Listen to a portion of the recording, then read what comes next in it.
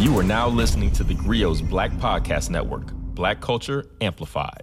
Are you or someone you know stuck on the Democratic Plantation? Do you even know what the Democratic Plantation is? Well, if you or someone you know are stuck on the Democratic Plantation, I want to welcome you to theGrio Daily, the only podcast that will explain why Black people are hopelessly stuck on the Democratic Plantation. Yeah, man, I know y'all heard that phrase before, right? The Democratic Plantation. So what is the Democratic Plantation? It started out as a phrase that white people use, like racist white people use to explain why Black people vote Democrat. You might ask yourself, why is it racist? Well, you know, when you associate a plantation with Black people, that's kind of racist in and of itself. Because the fact is that everybody but white people vote Democrat. So if you look at the statistics on the last election, if you look at what Pew Research called voter affiliation, about 3 out of every 5 people, about 60% of Hispanics identify as Democrat or lean Democrat. And about 65% of Asian voters, a large percentage of Muslim voters, a large percentage of Jewish voters, a large percentage of non-Christians, like every race, religion, and ethnicity votes Democratic except for white people. White people are the only constituency or the only demographic in America, racially or ethnically or religiously, that vote for the Republican Party. Why don't anybody ever say that white people are stuck on the Republican plantation? Because you know who was on every plantation? White people. White people was more common to plantations than Black people. White people was on plantations too. They weren't necessarily stuck, but they were the reason that Black people were literally on the plantations were white people. It's funny that when you just say Black people are stuck on the plantation, but now that phrase has started to be used by people who I call boomerang leftists. Black people who are so, not even left, right? They're just so cocksure.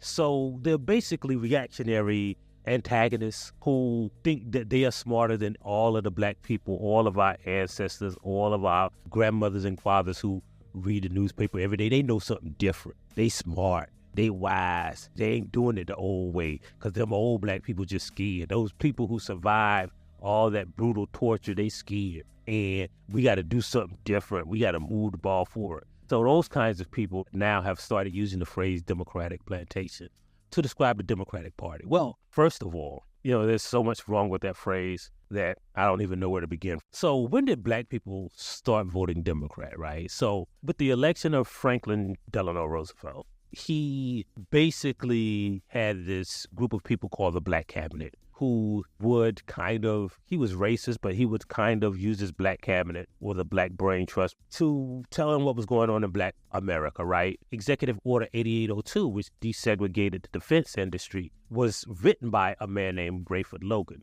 So the point of all of that is because he actually listened to Black people and not just pandered for their vote. Not to say that Franklin Delano Roosevelt wasn't racist, but because he was a person who actually listened to Black people. That was the first president that Black people voted for. People like to think that it began with like the Civil Rights era, even though I don't believe in the Civil Rights era. So in 1936, the majority of Black people started voting Democrat, and it's never went back. Now, what confuses people, and the reason they think it started with the Civil Rights Movement, is because of the Civil Rights Movement is when white people stopped being Democrats. There's a difference. Black people started going to the Democratic Party in the 1930s. White people stopped being Democrats. Democrat was a conservative party until white people realized that they were pushing for stuff like desegregation and ending Jim Crow.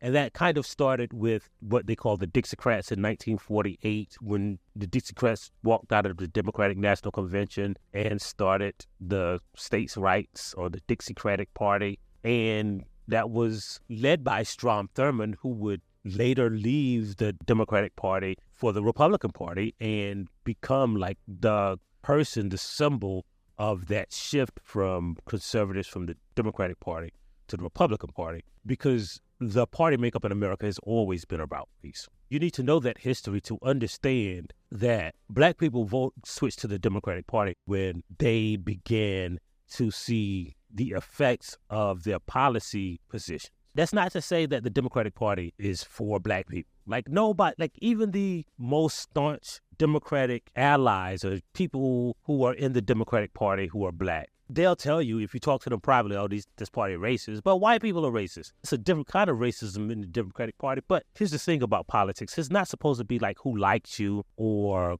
who you like, or you'll never get everything that you want, right? But to the people who say that, typically the Democratic Party is choosing between the lesser of two evils, yeah, like that's how politics works. There are white people who want black people to be lynched and killed en masse. And those white people vote Republican, and they think like the Republican Party isn't racist enough.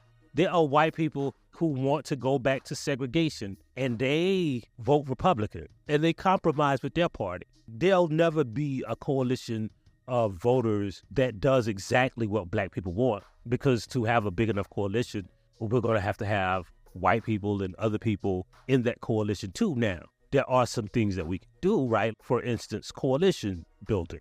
Look at on the right side, the Tea Party, how they affected change within the structure of their party. And those people don't necessarily think, like those people like Marjorie Taylor Greene don't necessarily think people like, Mitch McConnell have the same values as they do, but they work inside the party structure. And those are the same people who like to talk about the Democratic plantation. So as black people, we know we're never going to have, especially inside the two-party system. Now, we can talk about the disadvantages or the advantages of the two-party system and how it has failed black people.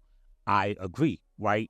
But I also would like a time machine and Little Debbie cakes that taste like the current Little Debbie cakes but don't make you gain weight. I would like to be able to go into like Target and buy black people's potato salad that tastes like my grandmother made it. I would like a bunch of stuff. I would like for people to be able to smoke cigarettes and get smarter. But the reality is that we have to navigate the world based on the things that exist. We could always push for change while acknowledging the reality of the place that we are. And the reality of the place that we are is for the entire existence of American society, except for a brief, moment in the late 1800s, America has been a two-party system. It is not an endorsement of the two-party system. It is just an acknowledgement of reality. And so when you talk about black people need to get off the Democratic plantation, you're talking about two things. To me, getting off the Democratic Party means either going to the Republican plantation, which is not an option for me. Now, I'm not aligning myself with white supremacists. Or third party option, which in the 2024 election, if all the black people in the country voted for a third party, it would lose. And it would mean that we gave white people the choice of choosing who was president for us or not voting. Now, what does not voting mean? It means giving white people the power to make your political choices for you.